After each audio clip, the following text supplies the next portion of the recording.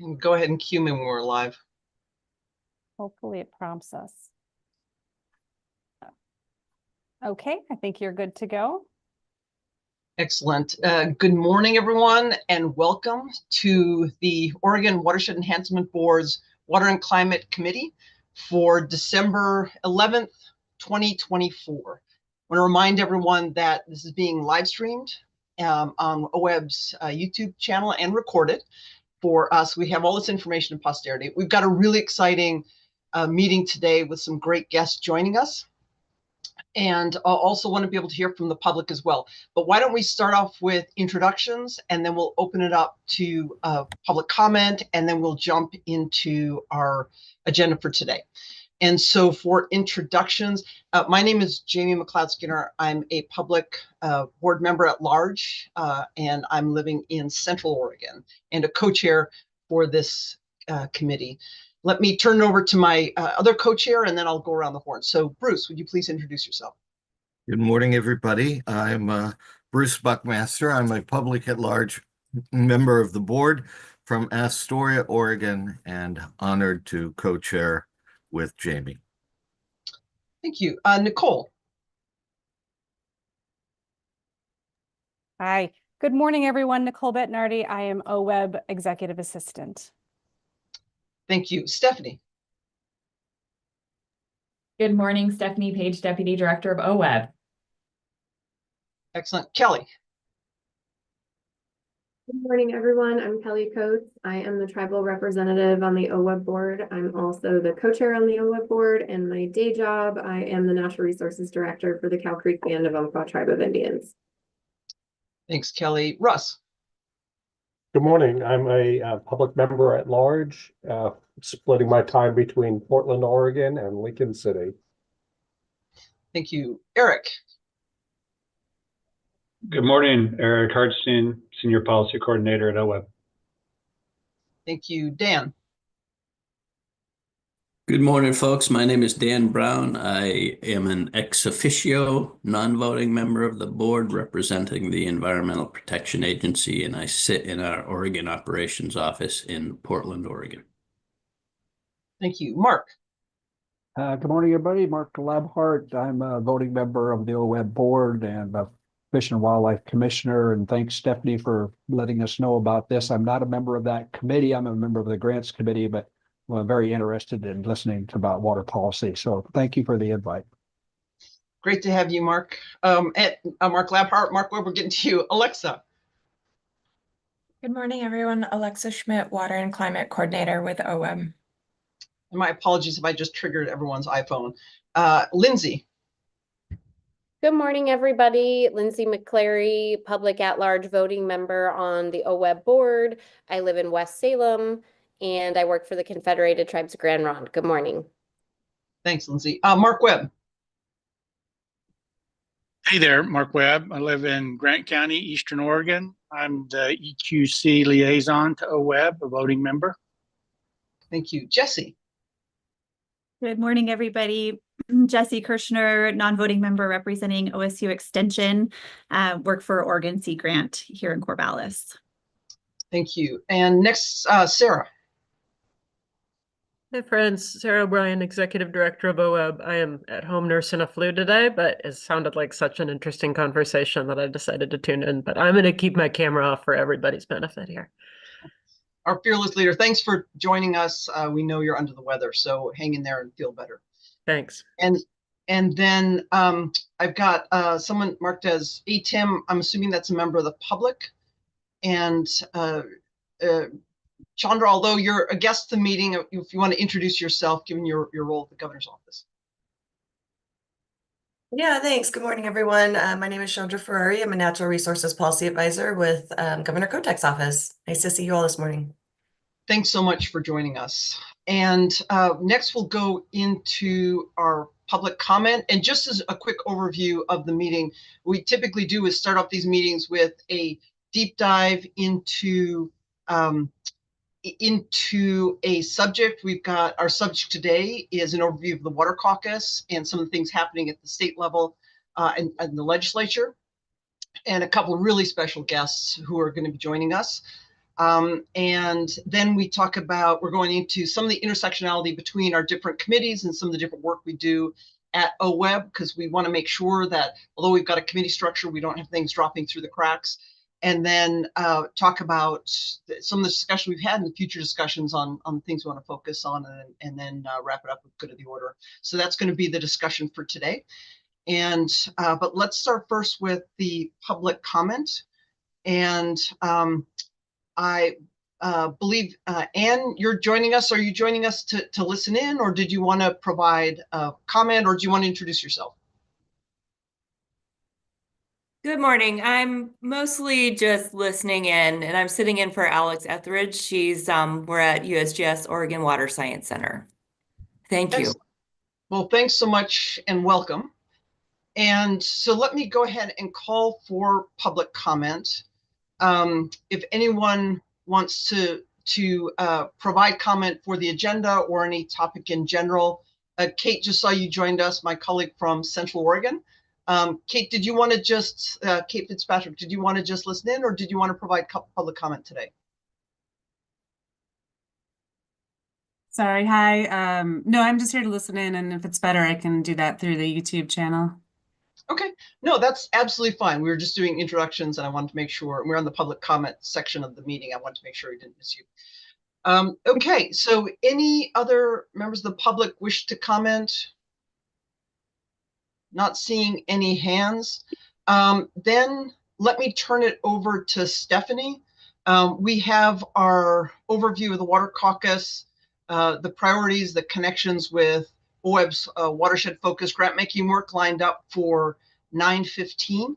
And since we're a little bit ahead on schedule, Stephanie, if I turn over to you, if you want to provide some other updates.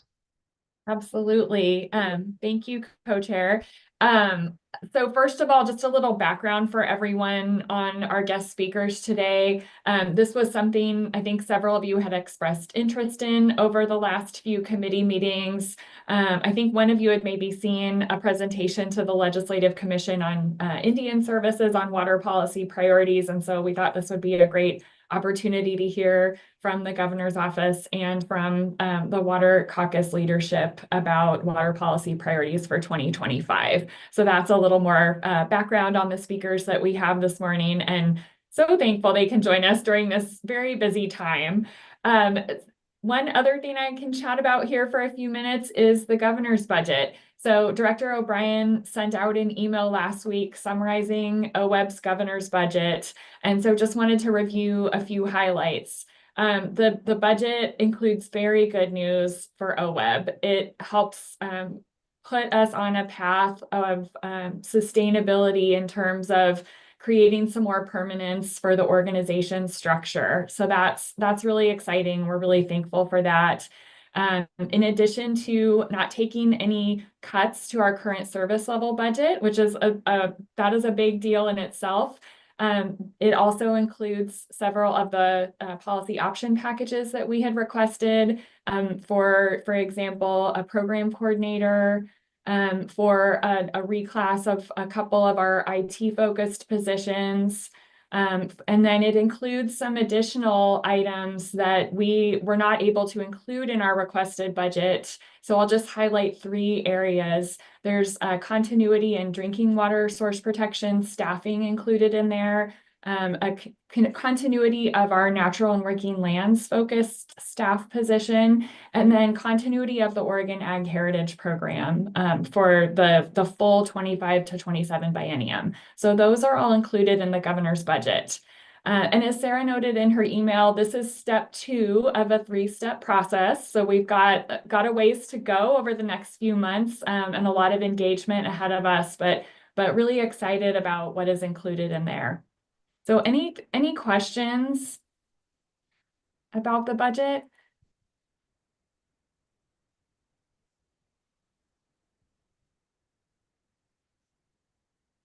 Well, a shout out to the team for all the work that goes into it.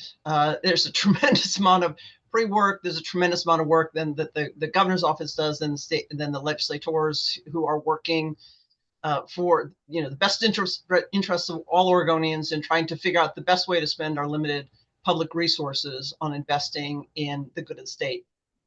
So really appreciate all the behind the scenes work. It's a phenomenal amount of work that goes into it before we get to hear updates and see some of the process publicly. So big thanks all around. Given that there'll be a shortage of time for our speakers, and again, really appreciate their time. Our team, and Stephanie, I know you led the charge on this, setting up a really, really exciting meeting for today with really great input and speakers. So thanks to you for setting it up. Just to give a quick highlight on what we'll have today, we'll be hearing both from legislators and from the governor's office. Chandra, thank you so much for taking the time to join us. I know you're incredibly busy with all the natural resource agencies that you work with. Chandra introduced herself, of course, as being the natural resource advisor to Governor Tina Kotek. We also have Harmony Barite, who's the chief of staff for the Water Caucus. So today is really a focus on what's going on the Water Caucus. And the two other folks who are going to be joining us today are State Representative Mark Owens, who's the co-chair of the Water Caucus and representing House District 60, which includes Eastern and Southeastern Oregon. And then also Representative Ken Helm, who's also the co-chair for the Water Caucus and representing House District 27, which includes Beaverton and those nearby communities.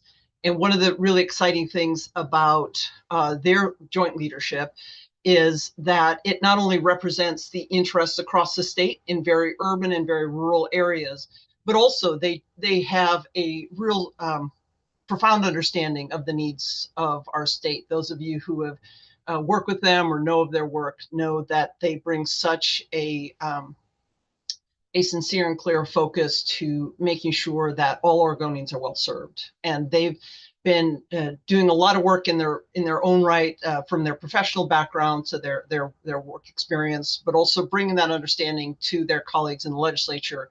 Probably don't have to convince anyone in this committee and anyone from OWEB just how important water is for the future of our state, for everything from the needs of people to communities to our natural resources. And these are two legislators who really have that personal experience, that lived experience in working on these issues, and bring that to state leadership and decisions about how to spend our limited public resources. So it's just really exciting to have them in this leadership role on the caucus, the Water Caucus, and then to be able to have a better understanding of the focus of the Water Caucus, what their priorities are, what they're working on now. And then Governor Kotek, of course, stepping in and having a real focus on customer service and serving the needs of all Oregonians. And so her team also adding to that focus. And so really excited to hear the conversation today. I know that our state legislators, it's really amazing that they can join us because they are in the midst of committee meetings. They're incredibly busy right now. So them taking the time to join us is really a real honor and privilege for OWEB, for this committee.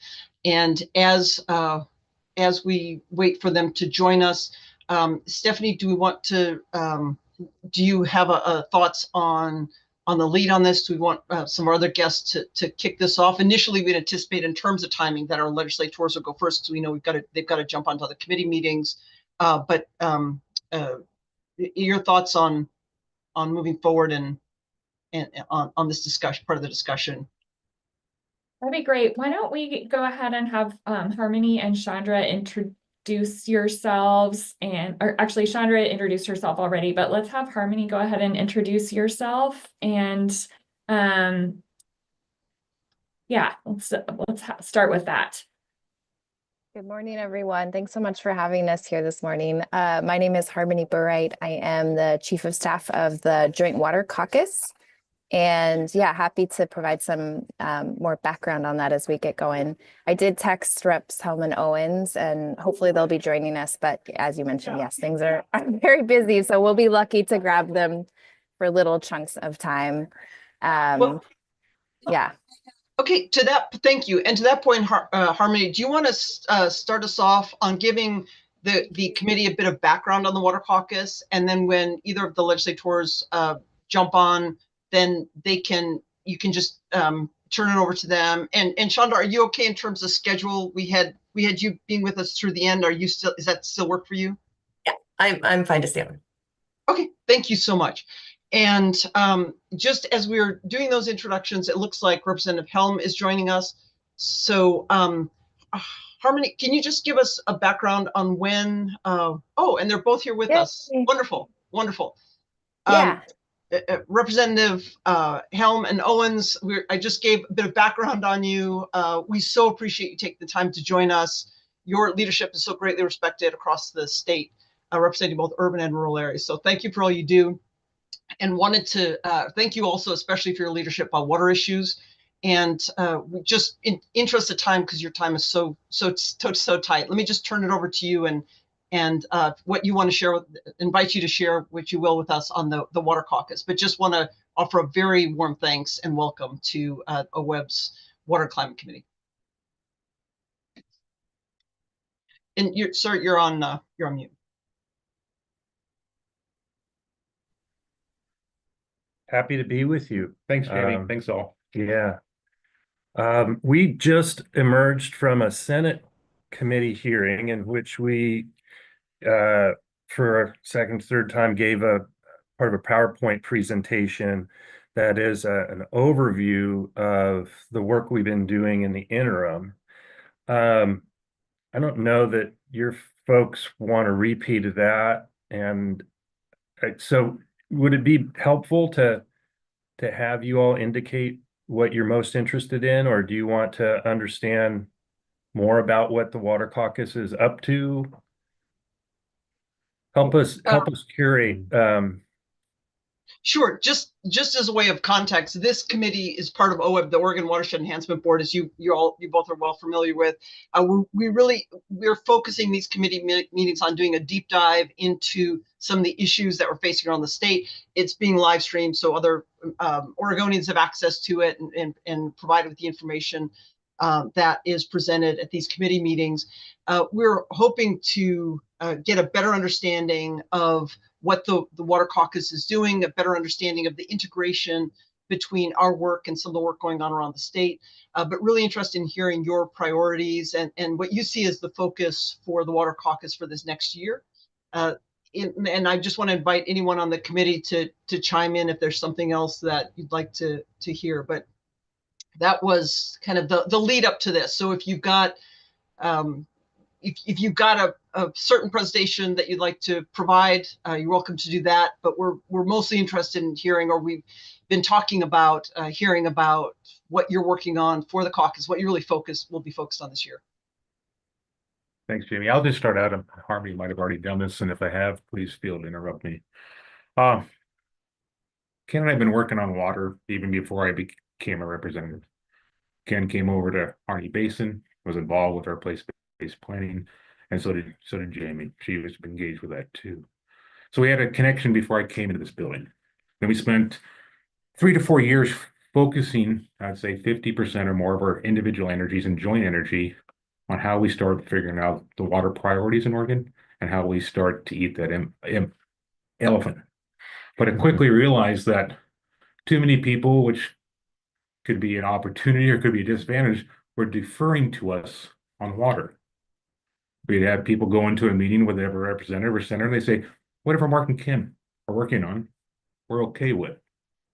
That comes with a lot of responsibility, but it also doesn't build other water champions in this building. So we started thinking, and Harmony pushed us a little bit, who is going to do this work when you guys are done? Who also is going to be the voice of this work in their communities? So that's why we started the Water Caucus. The first year we focused on educational opportunities. We brought in some of the attorneys that the governor's office also brought in to write the call to action for the governor to start figuring out what we need to do programmatically and what we need to do financially.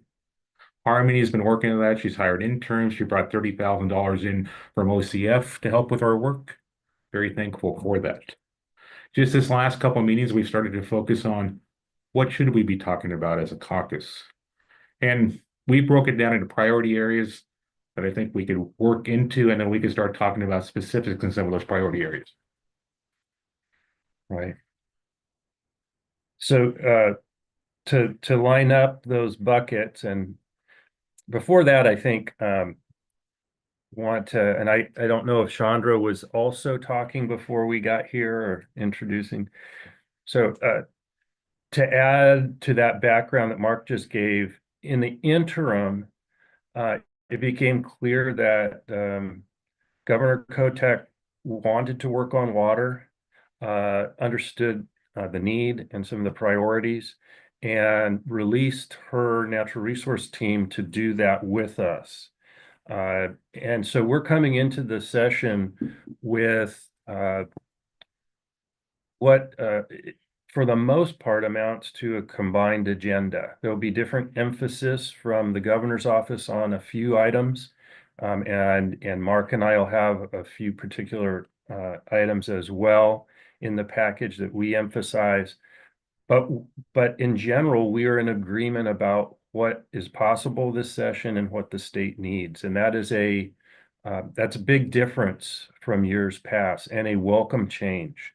I think it brings a lot of strength, a lot more eyes on the challenges that the state has, and the ability to draw in advice from experts that has been incredibly useful. And you probably know and have seen the white paper that our 4 prominent water attorneys in the state provided to the governor, a call to action. We've taken that information and that advice to heart. So that as background, that leads us to the buckets that we're working in, and those are safe and reliable drinking water, the better sharing of a scarce resource, both surface and groundwater, informed water management, efficient and equitable processes, both legally and administratively at the department, and strategic water investments. And we'll mix this up a little bit. Ken and I like to talk about different buckets as we go through this presentation. So I'll take safe and reliable drinking water. Okay. As we look at the water caucus members, I mean, grew up in an area that's a closed basin. Most of my constituents are agriculture. I focus on water quantity and how we work through that for my career in water. But not everybody's in that same position. We look at the nitrate issue in Umatilla. We look at the authorities that the department has in order to be proactive instead of reactive. We look at that it is a right to every Oregonian to understand their water quality, and we have a right to make sure that they have access to the quantity of water that's needed. And that resonates with our caucus because a lot of them are in those areas or they represent a more municipal area. We need to focus on that. We need to give the department the ability to come in on groundwater quality management before it gets critical, slow things down, do the information, get the data to understand what's going on, and even go through some classification processes that would have next steps before you have to get to a regulatory process. We're going to continue to work on that. We don't have a safety net for water users like we have a safety net for electrical users. If you get to a point where you can't afford your electrical bill, we're going to help you. We're going to figure you out. We don't have that for water users. We've seen exponential increases on electrical prices. Ladies and gentlemen, we're going to start to see exponential increases on water to customers too. League of Oregon Cities did a study that's outdated now that says 23 billion has to come into the state of Oregon to upgrade the water facility services that are there. Our communities, as you know, have not kept up with the asset because it's tough to raise rates. Now we're going to have to put some infrastructure in there, going to have to some maintenance, and that's going to come with increased charges, and we're going to have to figure that as the state of Oregon. Small community water systems, OWEB is involved with that. We need to continue that. We got a USDA rural development. We got to continue to figure out how we match federal funding with state funding, and we make sure we get that through. We can do this, but we also got to get communities out of their comfort zone, that we're going to have to look at regional systems instead of funding $4 $50,000 projects within 30 square miles because they have their own incorporated area or own small town and community. We're gonna have to bring them together and figure out how we do this in a holistic manner. I think that resonates well with our water caucus. The better sharing of a scarce resource. I'll jump right to what will be one of the hot button issues, and that is a trial run at water banking in Oregon. We all know the fundamentals of beneficial use of water without waste. Behind that has always been the threat of forfeiture if you're not using your allocation or your full allocation. There's a lot of fear that is associated with forfeiture, and Mark and I feel that that fear has historically stifled efforts at efficiency and water conservation. We do have the conserved water statute here in Oregon. It has worked, and it is working where you have willing participants, but the fear of your average water user is still there. So what we want to do, and this has been talked about several times in the state's history, but is to give a trial run at a water bank, which would be voluntary.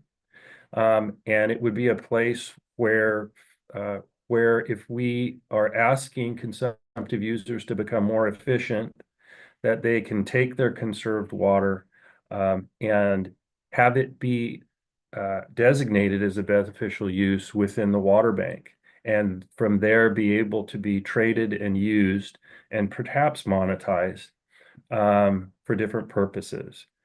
Within that would be the ability for the consumptive user to retain some of that conserved water and use it for their purposes, an ability for ecological and in-stream uses of the water, and then another allocation for community needs, where communities could come together and say they have particular needs and be able to access the water bank for those purposes. Mark made a good point to the Senate that this will be hard to do, and we're not going to get it right the first time. But that doesn't mean that we should seek perfection from the outset and then be afraid of trying. We have to be bold here and give it a try and tweak a system down the line.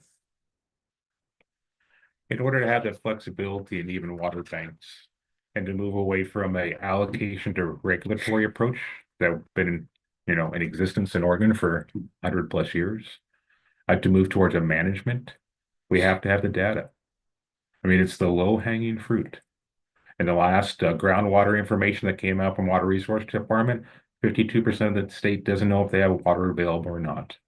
The department has taken steps in the last couple of months in order to stop that over-allocation process and slow that down, which is good.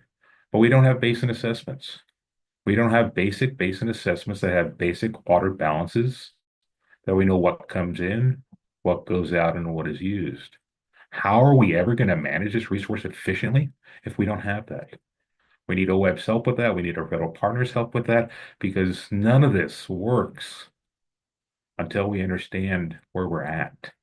There are some basins that have good information, good knowledge. You look at the Deschutes. They still need more work, but they have the body of evidence and the body of data to start being flexible. You look up in Northeast Oregon, J.R. Cook in that area. They're probably the most monitored area in the state. They have the evidence and the data to start being more creative. Arnie Basin, we went through their critical ground. We're going through the critical groundwater designation, have the USGS study. Some basins do have opportunities to look at creative solutions and partnering with OWEB and partnering with the department, but we're failing the rest of the state because they don't. We have to make it a priority. Another area of emphasis will be processes. So, and we're calling this efficient and equitable processes. This is a fairly broad category, and I think Mark and I have been happy to see how engaged the department has been to examine their own administrative processes. And Chandra and Raquel Rancière have been working really hard to confront longstanding administrative choke points, things that everybody knows don't make sense anymore or could be done better. We seemed in this point in time to have license to address some of those. The other part of this, though, is the legal side and the backlog of protests that we have pending at the Department of Justice and Water Resources. What we decided to do there was to survey both Water Resources Department folks that work on these issues and that have to be drawn into preparing for litigation, and our Department of Administrative Hearings, to have them give us some tips. What would they do to change the system to make it work better? And not surprisingly, when you ask professionals how to improve the world that they work in, they've got ideas. So we're drawing on their expertise, and we're hoping to capitalize both on those insights, and the fact that over the past couple bienniums, Mark and I have been able to get money to address the backlog. And what that has meant is the department is able to step up and say, okay, we're ready to deal with your protest now. You better go get your attorney and open up your checkbook because we're coming. That has resulted in a lot of settlements and dismissals because it's been far too easy to protest various permits and applications at the department for little or no cost. And as you folks may know, some of these protests have been pending for 30 years. That clogs up the system. It gives the department a continual black eye in the budget process. And the better able we are to deal with legitimate protests quickly and efficiently, the better the department can function. So we'll be putting some emphasis on that this coming session. Strategic water investments. We need OWEB to be fully funded with additional funding to continue to help us. Should we go into any more detail? Yeah, we're ready to go to bat with Ways and Means for you. Yeah, they say this is going to be a tough budget cycle, and it is. But as Ken and I were coming up the stairs from the Senate committee, what we've done in the last couple of years is there's an expectation now in this building that there will be a water package. There will be policy and monetary opportunities there. So, I mean, that's a dramatic change from just 2 years ago. As Ken said, we have the support of the governor's office with Chandra and Jeff Huntington, Raquel Rencil, Sheer, Bryn. We have a lot of resources. So we are trying to focus on policy that could have the biggest impact for Oregonians, but we're going to continue to figure out that funding. We're going to try to use some of the pre-existing programs that we set up in the last 4 years. The Well-Abandoned Repair Fund. The Senate Bill 831, was that the one with the big grant fund? Yeah. That one, we populated that with $50 million in 23 for those areas that were set up for federal grants to have that local match that was needed. And we were able to get that funding out the door because Ken had worked on making sure that you could apply for the grant twice a year instead of once a year. We actually saw that the commission pushed back a little bit on the department in one of the summer commission meetings and actually approved more funding to go out than the department said. You know what? That's okay. They had qualified for the federal funding. They were shovel ready. Did they have it maybe perfect or in the rubrics and rating score, as you guys know well? Did they fall one notch short? Yes. But were they not ready for that funding? No, they were. And so they put it out the door. So that gives us the opportunity to continue to use those programs, to work with OWEB and others to hopefully recapitalize those funds. And I think the last point that maybe we'd make on this is that Mark and I continue to advocate for the state to be better able, more nimble, and more capable at pulling down federal funding. And I know that you're confronted with that often too. We need we need the state funds for match. You all do this very well. Mark and I have continued to advocate to expand OWEB's scope. We're in an ongoing discussion with the Legislative Fiscal Office about doing so. So we both appreciate what you do. We know that you're a small entity as far as state government goes. We don't want to overwhelm you. So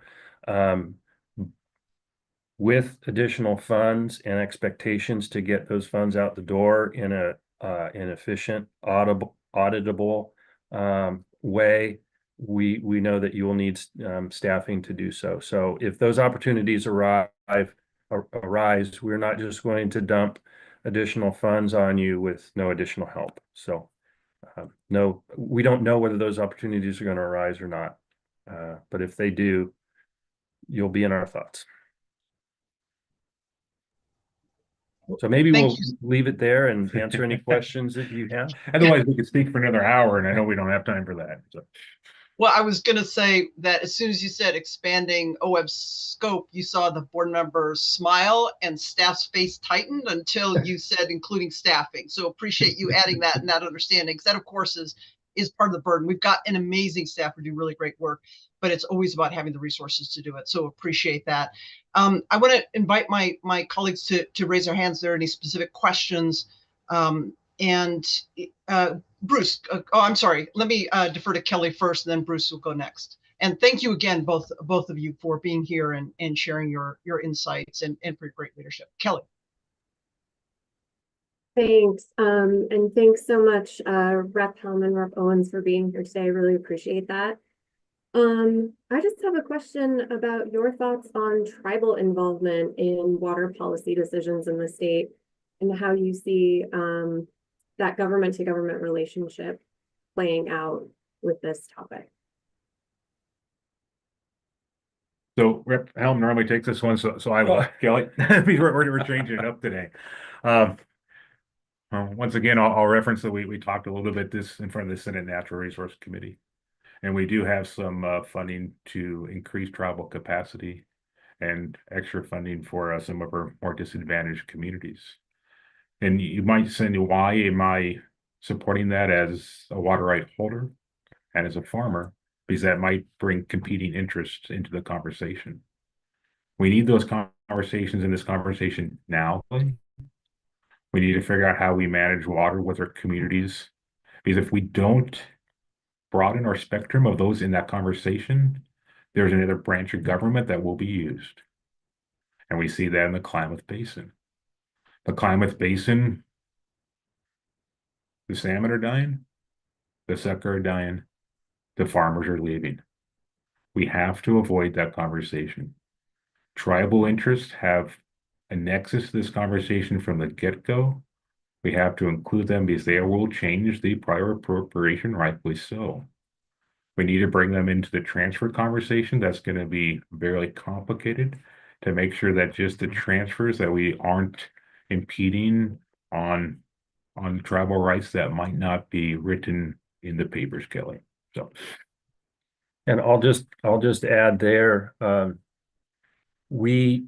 Mark and I have a third partner, which is our vice chair, Anessa Hartman, who is a tribal member, membership of a tribe back east, and has done a really good job with our team. She'll be bringing 2 or 3 legislative concepts related to tribal engagement, and that's under the umbrella of social and environmental justice within water. And we're engaged with multiple groups across the state to continually improve our interaction with communities that have not had a voice in water in years past. Thank you for that. I should have introduced Kelly Coates is OWEB co-chair and our tribal representative to OWEB. Just before we get to Bruce, Harmony, did you have something to add to that you wanted to add before Bruce's question? Yeah, definitely.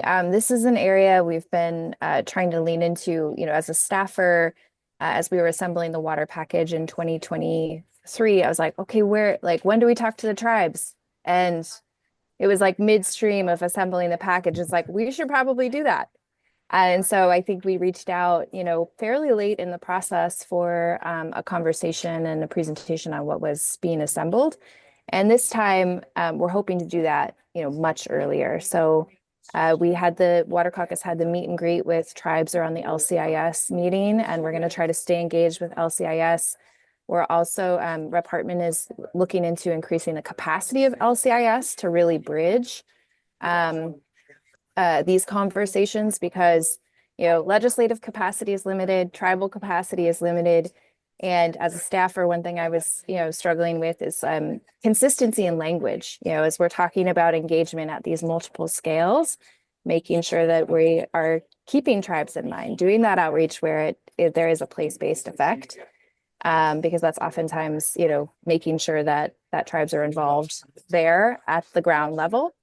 But then at the statewide level, I think there's a lot of room for improvement here. And I feel like we're initiating that journey in terms of what the coordination can look like between the legislative branch and tribes with immense support from LCIS. Thank you. Thanks so much for that ad. And Bruce, you had your hand up, and so we'll go Bruce and then Russ. And then representatives, please let us know. We know your time is very crunched. We really appreciate it. So we're going to ask you as many questions as we can in terms of the time. But Bruce, go ahead. Yep. Thanks, Jamie.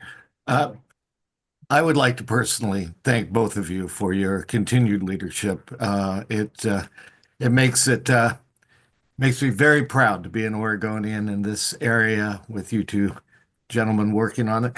My question is, how many members of the Water Caucus are we up to now? Bruce, thank you. And we're going to rely on Harmony to talk about membership, active membership. She'll know better than us. Yeah, so right now we have 30 members. So we're always recruiting, so talk to your legislator. We're bipartisan and bicameral. We have, we have 16 Republicans, 14 Democrats, and then we have 18 House members and 12 senators. And so that is something we want to continue to build out, both our bipartisan, bicameral membership.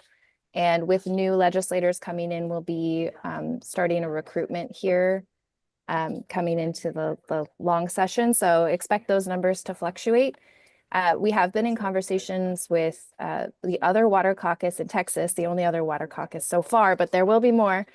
And this bipartisanship is a really critical aspect of this work and wanting to build and sustain that bipartisan leadership over time. And hopefully we see, as more legislators see how water touches so many different policy areas that they care about, hopefully we see an increase in membership over time. And it's an open door, like all are welcome. We want as many brains as we can get. Thank you. And I'm surprised actually it's Texas, not Colorado. Colorado has their own water court, so I'm surprised they don't have a water caucus. Russ, do you have a question? And I just want to extend my gratitude as well for your commitment to such a vital issue for the state. One thing I was pondering coming into this meeting, I was looking at the statewide new fire risk maps and was curious if you had looked at them from a perspective of the vulnerable watersheds and the water supplies, and what actions would you recommend in the next biennium? I'm going to defer to Mark. Mark knows more about the wildfire situation than I do for sure. So Russ, thanks. We talking about the wildfire mapping or the yeah. I haven't looked at the Nexus. I haven't. Need to. I do. I mean, one of our themes here, I'm not sure I went into much detail on, is the basin assessments that we need. The basement assessments will show us that we need to slow water down. And I'm not saying, man-made structures are the way to go anymore. There might be some opportunities there. But as we increase, beaver populations, increase riparian, and continue to fund landowners to do more work on the ground, we're going to have more resilient fire breaks. So I think they go hand in hand. As we increase water availability, we'll also produce a landscape that will help with fire. We'll look into it, Russ. I will. And if you have any thoughts, please share them with us. Thank you. Thank you. Sorry, apologies. Go ahead. Oh, I would also add, so there are 3 responsive priorities of the Water Caucus that will be kind of talking about and endorsing tomorrow. One is the wildfire and water nexus, one is the housing water nexus, and one is the transportation water nexus. And so part of my job is water is related to all of these really big policy issues, and figuring out how we more strategically weave water into these conversations, because oftentimes water is an afterthought. And it will probably continue to be in these policy arenas, but we want to make sure that we're bringing information to help people understand that these are interrelated concepts. So yes, all help is welcome there also. And you know how complex it is and how many moving parts there are, but we're going to be working on that.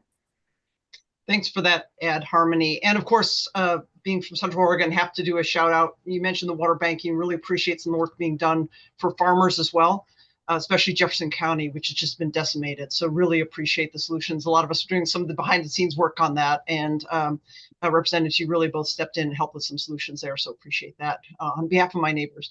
Mark Webb, you had a question. Yeah, I really appreciate y'all sharing today. My question is whether the caucus is giving any attention to potential benefits of changing and accelerating veg management across private and public lands. It's sort of related to Russ's question about wildfire, but in terms of landscape resilience, there's a lot of evidence that supports the positive benefit of juniper reduction. And I just don't, it'd be nice to know if y'all are thinking about that or integrating veg management with water considerations for a much more robust landscape response to what needs to happen in Oregon. So. Good point, Mark. Last session, we were able to, was it last session? Yeah. We were able to fund what amounts to a pilot program in Deschutes, Jefferson, and Crook counties around reduction in juniper. And that has been successful in terms of the program got off the ground and there's action on the ground.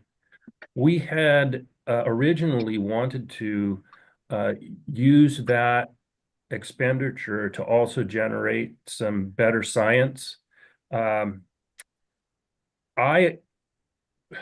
science, which would hopefully provide evidence that this is a very efficacious landscape treatment for many reasons, including improving the watershed health.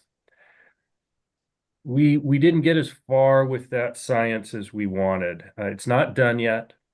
And what we had hoped is that that science would be able to support other projects around the state, whether they are state funded or not.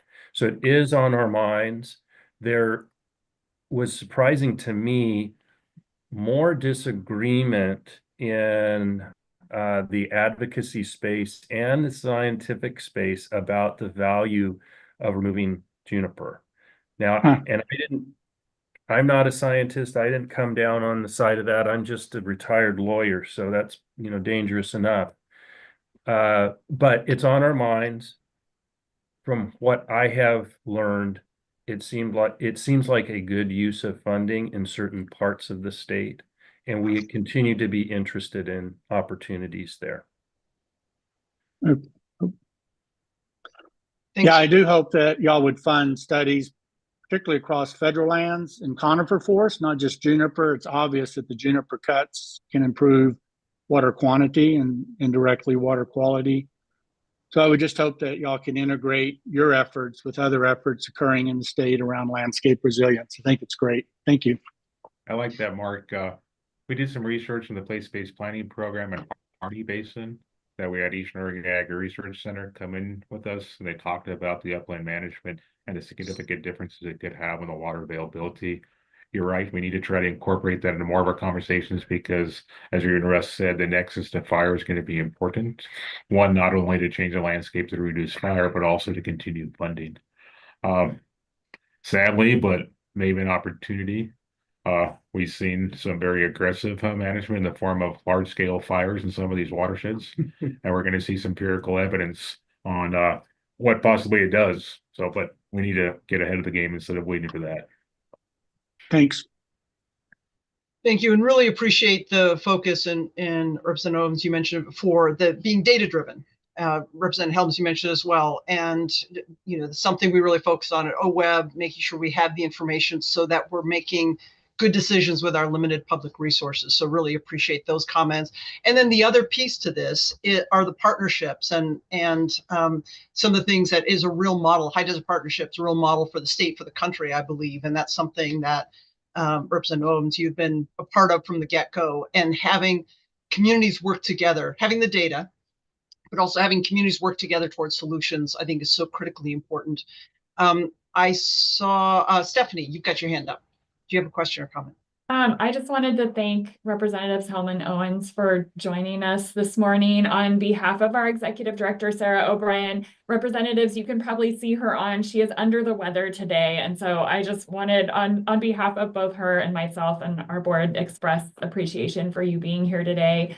I wanted to mention too, just before you joined us, I was sharing a few highlights from the governor's budget for OWEB. It's got very good news for the agency, and I think just reflects the OWEB's role in partnering with the legislature and the governor's office to take on a variety of new responsibilities related to water over the last few years. We're excited about the future and being able to do that, and excited for the stability for the agency that's reflected in the governor's budget. Thanks, Stephanie. And Jamie, I would just I'm running short, but want to thank all of you and for your advocacy for our communities, for your advocacy for High Desert Partnership, and for your volunteer service here. Without partners like you, Ken and I aren't successful. So continuing these conversations as we move forward to figure out how to support each other is very important to both of us in harmony and our team. So our team is, Harmony Burright, Greg Mintz, and Ken and I. And you probably know the two that do the most work in that is not Ken and I. No, True. Yeah, thank you. So Jamie, my hand function's not working. I wonder if I could just also add a little weight here. You two are taking on a very, very difficult project, and your relentless engagement is noted. And I know it's difficult. I know it's difficult, but I just so much appreciate your, what I would call relentless engagement to keep at it, keep going. Don't let people push you to the side. Keep this effort going, because it's good for Oregon. It's good for not only our constituents out there, but for fish and wildlife and Oregon in general. So thank you for your relentless engagement. Very much appreciated. Yeah, absolutely. Mark, appreciate it. And Harmony, just before I ask you for your comments, I did want to say, as much as your time allows, I also wanted to give you the opportunity, representatives, to turn things around and share your thoughts on some of the things that you think OWEB can be working on to be more helpful in the work that you're doing. So wanted to give you opportunity to share that with us as well. You've been sharing with us the things you've been working on, but we also really invite those insights and those comments. And then Harmony, did you have a comment you wanted to add? I'll let the representatives answer that with the time that we have, and then if there's time left, I'll. Well, thanks, Jamie. And Mark and I are both on the cusp of a transition to the next meeting. So we may not have time to get into that. One thing that I come back to a lot, because it's suggested over and over when we have programs that will be granting money around natural resource issues, is how well OWEB does its job. And so we're continually confronted with an opportunity to expand your scope, like I said before, and would like to do so. So just know that that's on my mind. I think it's on Mark's mind too, as we try to channel money into parts of government that can efficiently disperse that money in the targeted ways that we want to address water issues. You're continually on our mind. And so keep doing the good work that you're doing. And we'll be behind you. Yeah, the only thing I would add is some of the funding mechanisms that we've tried in the past were to try to channel to OWEB, because you guys are in a unique position to be separate from the regulatory actions of agencies and have the ability to get money out quickly. We want to continue to use that. I don't know the inner workings of OWEB, but one thing that Ken and I keep working towards is how we bring in more federal dollars. So I'm sure you guys are having those conversations, but even if there's a grant set up in OWEB where they can come in for that local match, I think would be crucial, because funding stream hopefully maintains. And if it does, we need to figure out how to bring it to Oregon. Thank you. That's folks, it's been great to be with you. I need to sign off and return a call from Jeff Huntington right now. So take care, enjoy the rest of your meeting, and we'll be here to talk water with you whenever you want. Thanks so much for joining us and your great leadership. We really, really appreciate it. Thank you all. One quick kind of practical thing I would add as you think about both collectively and individually engaging in the upcoming legislative session is that, I observe a lot of deference to legislators, rightfully so. But also it's really helpful, you have a ton of knowledge and expertise about what works, what doesn't, what the pitfalls are, where things maybe should be moving. And I just want to acknowledge that a lot of us working in the building, we don't know what we don't know. Sometimes we don't know our blind spots. And it's really helpful to receive critical feedback, especially for those of you who kind of are boots on the ground and know how things work or don't work. And so I just really I encourage you and very much appreciate when people engage really critically in the process, but also with an eye towards how to make something work. And so I just would, please reach out if you're seeing something in development where you have specific knowledge or expertise. We really benefit from hearing from you. Harmony, thanks so much for sharing that and making that comment. I can tell you, serving on the OWEB board, I am continually amazed at the level of expertise and insights and professional of board members, of staff members. It's really OWEB such a privilege to be a part of, because it's folks who have such great experience and function at such a high level and know the state really well. So I could just emphasize that comment, your comment, to my colleagues and invite folks to share that, but really appreciate your inviting those comments and that feedback. Thank you so much. And Harmony, if you still have time, what I'd really love to do is hear from Chandra and invite her. Thank you, Chandra, for so much for your patience. We knew that your time is incredibly valuable. We also knew that the legislature was being pulled between meetings, and so wanted to welcome your insights on what Governor Kotek is thinking, her focus. We really appreciate her priority on recognizing the challenges of water and encouraging the state to step up to meet them. So I want to just open the floor to you at this point. Yeah, thanks, Jamie. I'm typically finding myself these days in a situation of having to follow Representatives Helm and Owens, which I can say is not an easy a task, but no, I really appreciate the opportunity to chat with you all today.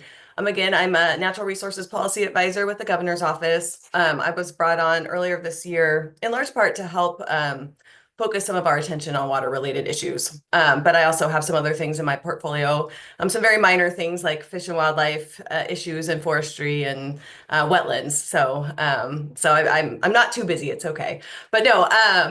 So I'm gonna take us up a level just to start, so you can kind of see the perspective that the Governor's Office has been thinking about with natural resource.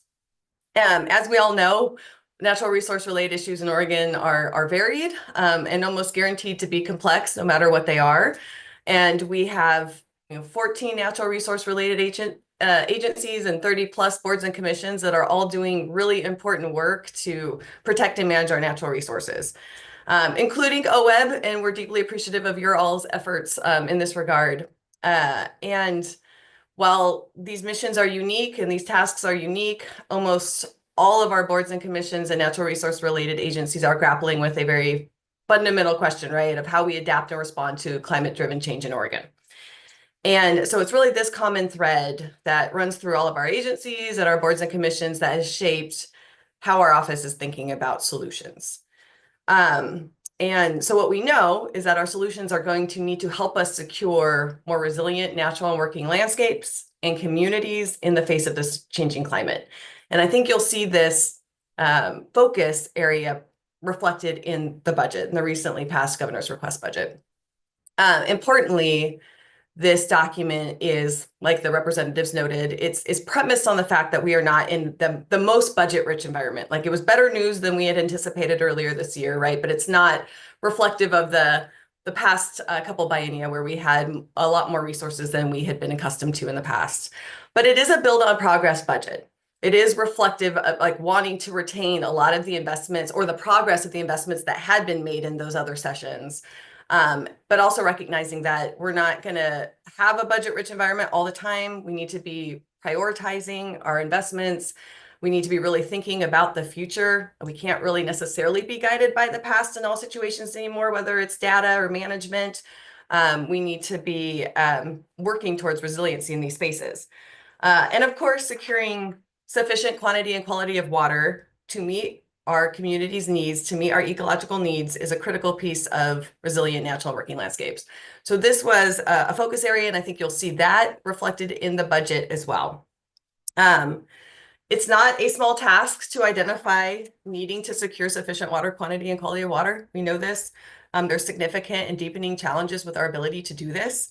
Beyond the ones that you all know, right? Or I mean, you know all of these, but our intense droughts and our changing precipitation patterns and our higher than average water and air temperatures and our higher evapotranspiration rates and all the things that you guys are trying to grapple with. We also have our population growth, and we have our past management decisions that have put us in a little bit of a bind in the kinds of solutions that we can advance. And one of those things is over allocation. So all of these things are combining in the water space to lead us to a place where we have less certainty, less reliability, less sufficiency of our water supply for both our consumptive users and our in-stream users alike. So what we know is that budget is a piece of this challenge. Like we're never in a situation of having sufficient resources to really address everything we want to do. But we also know that our laws and policies have not to date been sufficient to allow us to make the progress that we've wanted to see, right? And so we were kind of thinking about things through a lot of different lenses. But in particular, in our efforts with Representatives Helm and Owens, we're thinking about these laws and policies that we have on the books right now, many of them which were put in place over 100 years ago in a situation in Oregon that's much different than it is now, right? And really through the lens of trying to get our water out for different consumptive uses really as quickly as we could to stimulate economic growth and do all these great things that we do in Oregon. But we have a much different landscape now, and I think we may have made some of those decisions without all the right information that we needed at the time. So it's a situation that we find ourselves in right now. Luckily for us, you know, there's a lot of users that are very interested in what we're doing around water, or a lot of interests. And we know that these interests can find common ground. They have found it in the past. They found it in the past recently around the investments that we've seen in the previous sessions for water. These historic investments have been great wins. We've been able to make important upgrades to our water infrastructure with them. Thank you, OWEB, for helping us with that too. And we also have been able to build back capacity in our natural resource agency somewhat from historic lows that we had encountered in decades past. But we still haven't really come to grips in a meaningful way with some of, again, these policy levers that we need to change. Because there are going to be people or interests that are impacted by those things. We're in a situation, right, where there really isn't super easy wins, if you will, where everyone gets what they want. I think we can still find the ground where everyone gets what they need, but it does require us to reorient how we think about that. So in coming to think that we needed to advance some of this work, advance some of these hard conversations, our governor is very interested, right, in identifying things that need to get done and then being really thoughtful and mindful about seeing those things out and making sure at the end of the day what you have is an action that you're accountable for. And so that's what we've been trying to do, is identify some very tangible things that we can advance in this space that we think would make a meaningful difference. So we benefited in this space by having a lot of conversations with different water stakeholders. We've had a lot of conversations with tribes. And we also benefited from the document that the representatives alluded to earlier, which was essentially a couple water law attorneys coming together saying, you all need to modernize your water laws. They're not working for the intended purposes, right?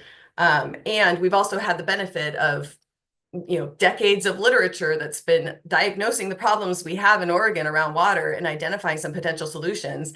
And there's all these common threads, no matter who the author was, no matter what the time frame was, they were identifying the same issues and they're identifying some common solutions. So what we haven't really done really well from there is implement, right? So stop doing more reports, stop diagnosing, move to solutions, figure out how we're going to do this. And so we took that seriously. And as the representatives noted, we've been having a lot of conversations with Water Caucus members about what this could look like in terms of legislative concepts. And you see they're coming into the session with a very significant suite of measures that I think constitute a pretty ambitious agenda to address the issues that we're seeing with our current water management system. Our office has been assisting on vetting various concepts, but we have also been focused in really tightly on a narrower subset of those policy issues, which we really do think are going to be really value added if we can get them over the finish line. So I'll talk a little bit about these concepts that we're leaning into. And these address both water quality and water quantity. And some of them are things that had already been referenced by the co-chairs. But the first is the modernization of our Groundwater Quality Protection Act. What we know is that a significant portion of Oregonians rely on groundwater for their drinking water supply, whether that's through their domestic wells or whether that's through public water supply systems. And what we do know is that we have some contaminant challenges in many areas of our state with our groundwater sources. And we have a statute that's supposed to help us address groundwater contamination that hasn't been updated in 30 plus years. And we're seeing the complications and some of the constraints of it in a very active case that's playing out in the Umatilla right now. So we are taking a stab at looking critically at that statute, thinking about how we can prioritize adjustments to it that allow us to act more proactively when we know we have a challenge, but maybe it hasn't risen to a critical threshold yet. We're looking at how we can improve the effectiveness of the act once we get to those critical thresholds to actually address the problem in a meaningful or a condensed time frame. And then we're also looking at how we can improve accountability for implementing that act. There's a lot of different players that touch on water quality, that touch on public health, that touch on water generally. And all of those folks come together in these spaces. And sometimes the roles and responsibilities can be confused, which, again, another premise of this governor is that we need to be accountable for our actions and folks need to know who they can go to if they're not seeing the outcomes that they're wanting. So we're focusing on that. The other place that we're focusing on, and this is really tightly with the co-chairs as they alluded to as well, is in the water rights processes. What we have heard from folks is that they are frustrated with their ability to get a timely decision sometimes out of our water rights process. And this isn't necessarily to facilitate folks getting the answer that they want, right? This is to facilitate getting the right answer, but getting it in a timely way. So folks aren't expending significant time and resources on things that aren't likely to result in a permit at the end of the day, or that they know the sorts of things they should be investing in to get a permit over the finish line. So we're looking at those front end process efficiencies, but we're also looking at the back end process efficiencies because we know that even if you get through the process, there is, a public process and an opportunity for protest when folks don't feel like that decision is the right one.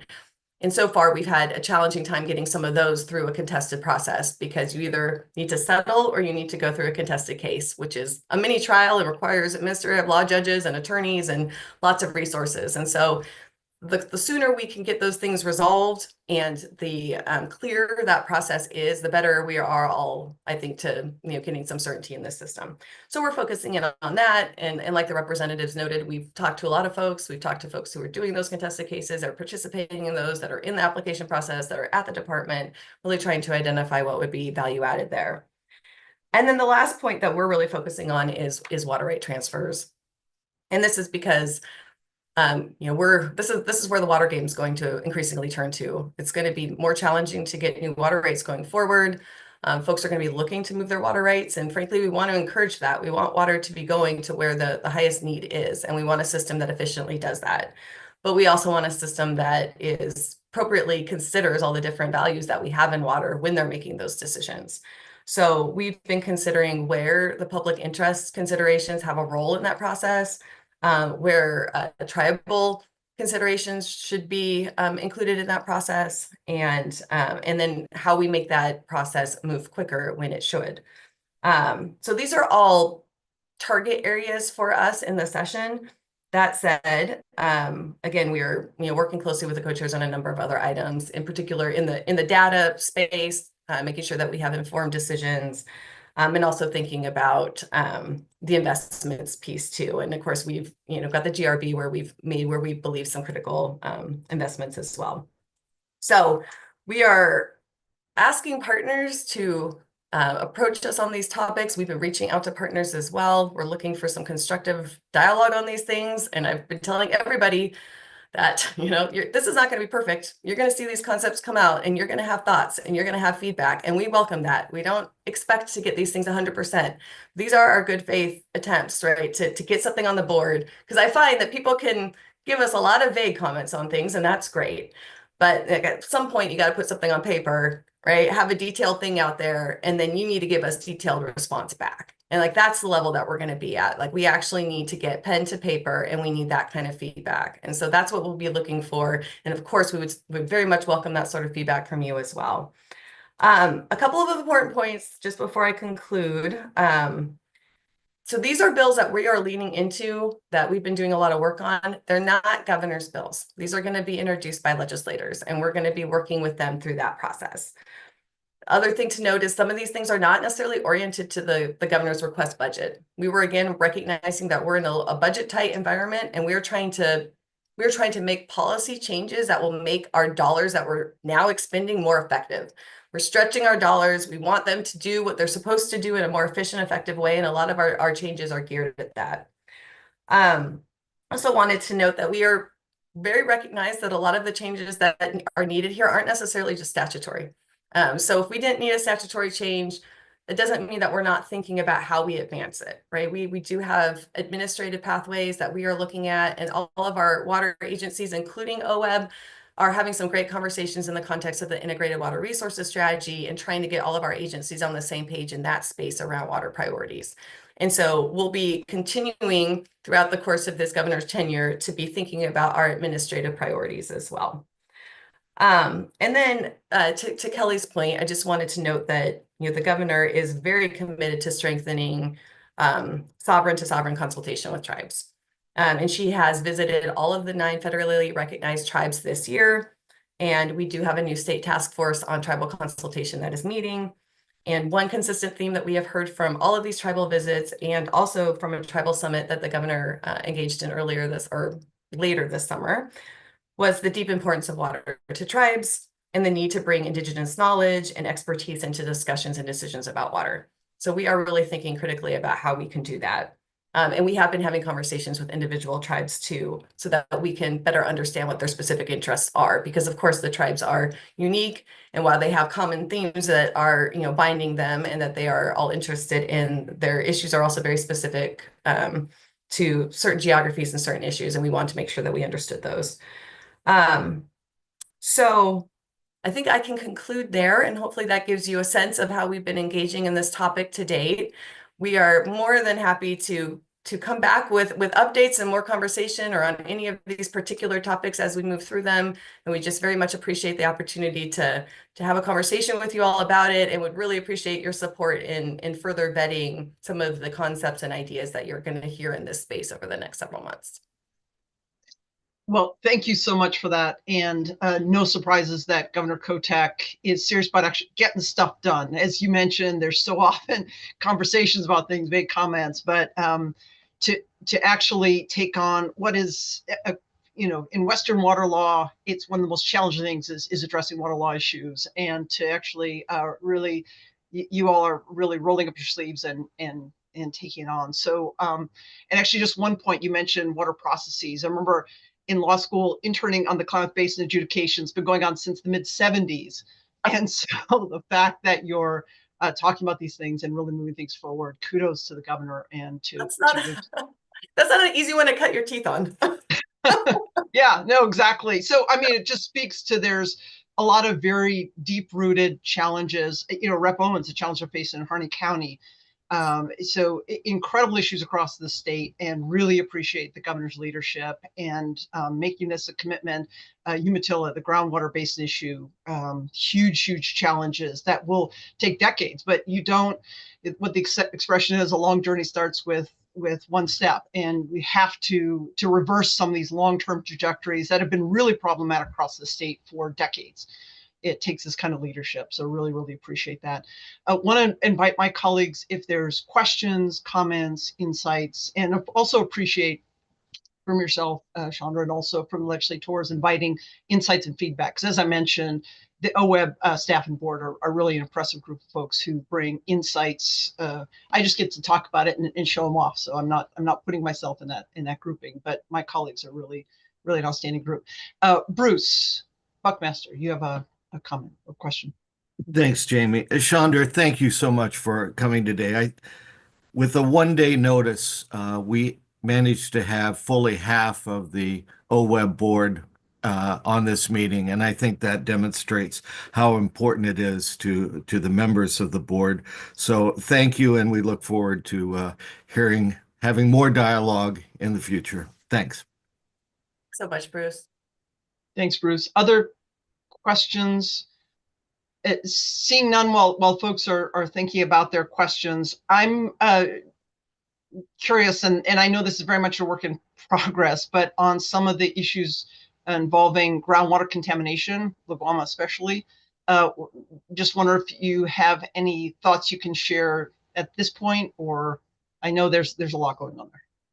There is a lot going on. Are you referencing the legislative concept specifically, or more global? I'll invite you to answer that however you wish, whatever the focus is now in terms of the public conversation going on.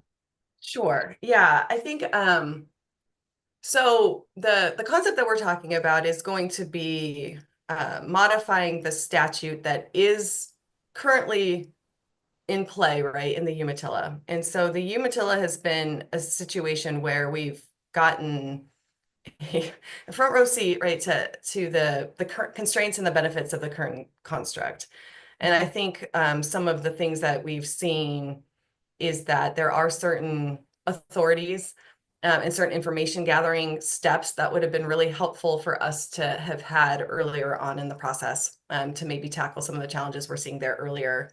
And that having a more streamlined way for the agencies to intersect and engage and describe what they're doing, in large part, which we have done in this space now through an action plan that's been identified, right?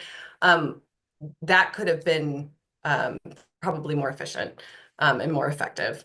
And so what you'll see in some of these changes is that we're, number one, looking at a couple different designation processes, some of which are already they are already in statute, they just have not been utilized. And part of that is because there isn't any triggering mechanism and there aren't really clear authorities that attach once those designations happen. So what we're hoping to do is have, I believe Representative Owens has kind of called these things a stoplight approach, right? Where, hey, we're getting up into a certain level of contamination where we're like, if this continues, this is not going to be good. Let's get on top of it now. And in this phase, you would have a designation process, but it would be really geared toward the community coming in with community-driven solutions, the agencies focusing on information gathering, on making sure that we're well equipped to get to that next level of response if needed. But most of that's going to feed to the community and really try to think about BMPs, incentives, education, information.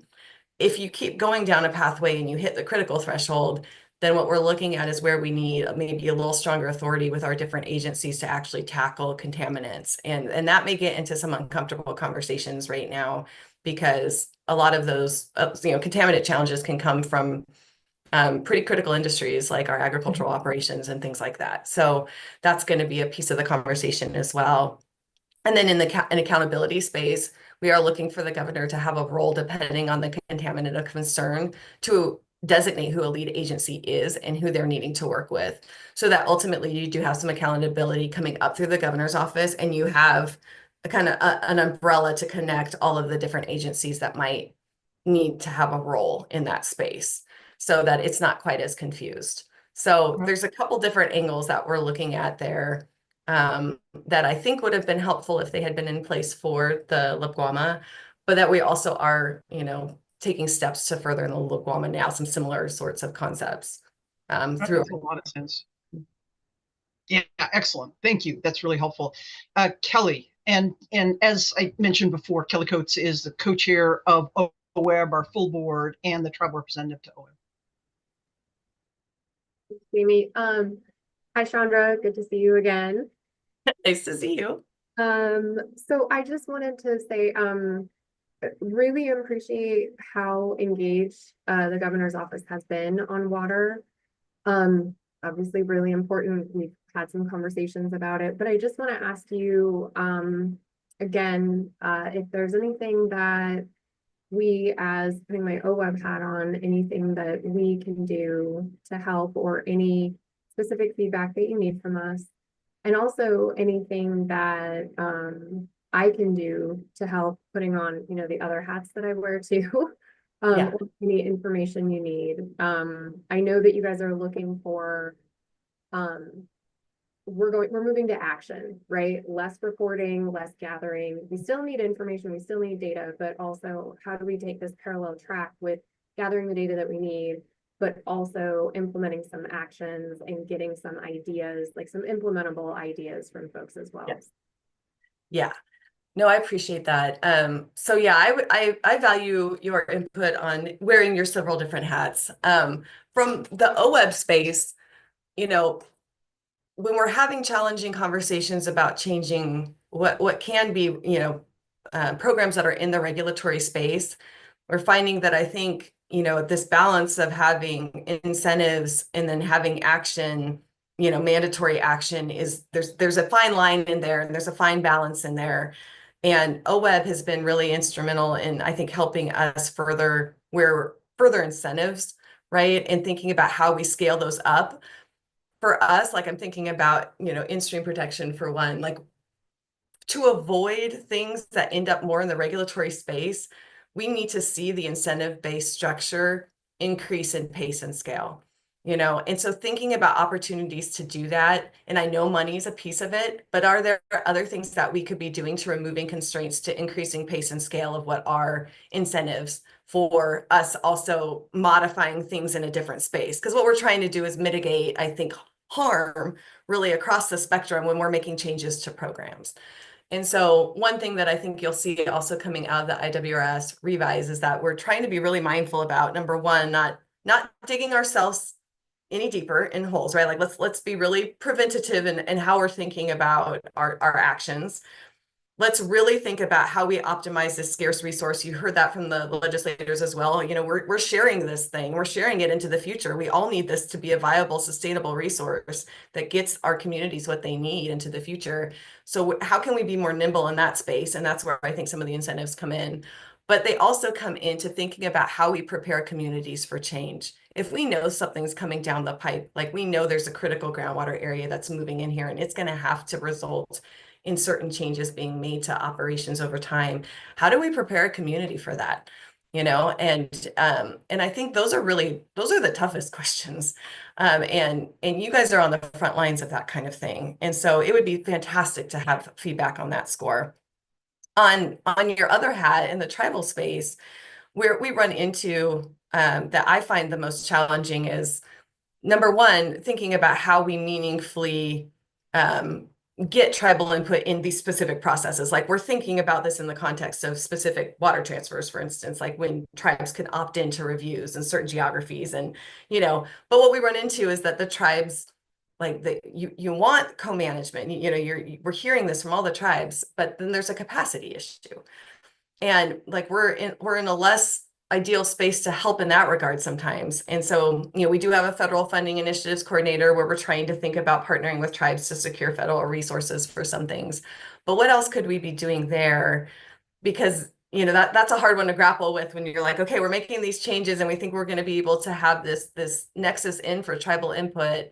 But then the tribes are like, well, we're not going to have resources to do this. So thank you, but we're not going to be able to use this. So I think that's a space where we could really use some ideas and input as well. Thanks for that. And I just want to mention, for the purpose of the meeting, I know we've blown through our agenda. I do want to say I'm taking chair's prerogative, given the richness of this discussion and our guests, that postponing the committee priorities and intersectionality between committees to our next meeting. And even the future discussions, I want to invite committee members and then also members of the public who are interested in weighing in on future topics for this committee meeting. Go ahead and send them in by email, and we'll Bruce and I as co-chairs will engage in that. But really wanted to take us through our full time to engage, and Chandra, again, really appreciate you taking the time to do this. One thing that came to mind that's tied into what you're saying before I ask Russ for his comments or question is just to mention that many of our OWEB board members represent not just state but federal agencies, and at the beginning of our meetings, they often weigh in on federal resources available. And so it's always struck me that I'm not sure we're fully capturing between the information they provide and actually enabling Oregon to maximize and tap into those federal resources. I know the representatives mentioned them. I know that's an interest of the governor as well, as maximizing our investment of limited public resources that we have here in Oregon and tapping into federal resources as well. And so if you have thoughts on that going forward in ways that we can better engage our board members in sharing that information, and then maybe also inserting that to the discussions you're having with all the different agency heads to make sure we're maximizing or tapping into those resources. So just wanted to share that comment. And then Russ, go ahead. If you have a comment to that, if not, I'll have a comment on that, but we could go to Russ' question and I can follow up on Thank you. that one. Yeah. So Chandra, it's more of an observation. OWEB's on its 25th anniversary and has had significant investment in the water sector. And I think about particularly the work that has been done to invest in juniper removal and the knowledge that is gained on the hydrologic function associated with that, and being able to effectively collect that information and transfer that information to the governor's office. I think about experts that have been talk about federal board members who have expertise. Hugh Barrett, who was with the Bureau of Land Management for years, is one of the nation's expert on the hydrologic function of juniper systems, is still active in the region, knows this issue inside and out. As we are looking at climate change and the shift from in the year 1900 of seeing approximately 900,000 acres of juniper and now getting close to 10 million acres of juniper, this is a time for us to take action to make sure that that water is available again to us, particularly in these rural high fire response regions. So I would really like to make sure we're as coordinated as we can with the governor's office on the data that is available. No, I appreciate that. And one thing that's, I was just thinking about this before while you were talking, that, we really do count on our agencies and our boards and commissions to be the on the ground eyes and ears on issues, right? Like you're having the benefit of forwarding pilots in some situations and telling us about lessons learned and like what approaches are working, what is the best available information telling us, what should we be thinking about scaling up? Because at our level, we're thinking about things at this broader level of like, what should we be trying to achieve? And we're trying to get a little bit more granular in terms of setting like goals and objectives for ourselves in the natural resource space. But like how we do that work in large part, funnels down to our agencies who are hearing from you as well, right? On like, these are the things you guys should be focusing in on. And so making sure that two-way street of, where we're thinking we should be prioritizing it, what we should be prioritizing as a state to achieve our values, we kind of funnel those things down, and we're hoping that we get feedback that comes back up. And so I'd love to hear feedback on whether or not that's working well, because I'm sure we could be improving that, but I don't have the suggestions right this second. But as it relates also to the federal funding piece, that has been a massive point of conversation that we've been having, and in particular, given a new incoming federal administration, because we recognize that we may see some shifts in the federal funding landscape too, in the next several years. But what we have been doing, we got some resources in the last session as part of the water package to get a federal funding coordinator in the governor's office, seated in the governor's office. And what we were doing with that is trying to identify, number one, some strategic overlay that we could focus in all of our natural resources agencies toward, right? Like, here are some critical needs that we all kind of agree that we want to seek funding for. Then we have somebody that's able to connect those dots for us and say, okay, here are all the opportunities. Here's where we've been really successful in the past. Here's where we haven't been utilizing. Like, some states are doing a much better job with these grant programs than we are. We're doing a great job with these grant programs, and it's because of, X, Y, and Z. I'm sorry. And then, we have someone who has also got a connection to the federal agency so that we can, to the extent we can, be communicating priorities to them when they're thinking about their grant criteria or their solicitation details or things like that. So we're in the early stages of that. We've got a strategy that we've gotten, put together that we're still vetting, but we've had this position who, she's got a mail list going where she's working with partners and getting grant opportunities out to them. But we also need to be thinking about what we could be doing on the state side beyond that, right? Because like the representative said, you're a critical match opportunity with OWEB, with our other grant, with our other state agencies. And so are we making sure we're in a position to capitalize on some of these programs with that match opportunity? Do our review criteria align the way they need to on some of these different grant criteria? Like, she's looking into that kind of stuff as well. What we're hoping is that we have a continuity of that position going forward, which I know the reps are looking at in various forms, because she theoretically, her funding expires at the end of the biennium. So thank you for that follow-up. And that we've actually blown through our time. We've even run over. But let's put a pin in that topic, because that's a real opportunity, I think, statewide to maximize the resource investments with both state agencies, but also with our partner agencies as well on the ground, and different organizations, with tribal communities, our sovereign nations, but also with nonprofits on the ground. So let's continue that conversation, and we'll communicate with the governor's office, of course, through our executive director, but we'll look at that as potential future topics. Chandra, thank you so much for joining us. Our thanks to the governor's office for her leadership in really prioritizing these key issues and being, you all are, like I said, rolling up your sleeves. You're not taking this lightly. You're taking on the tough issues, which is really what leadership is about. Thank you all for joining this conversation. It's been a great committee session, and look forward to you all seeing you all in January with our full board meeting. Thanks, everyone. And this is we're closing our OWEB Water and Climate Committee meeting.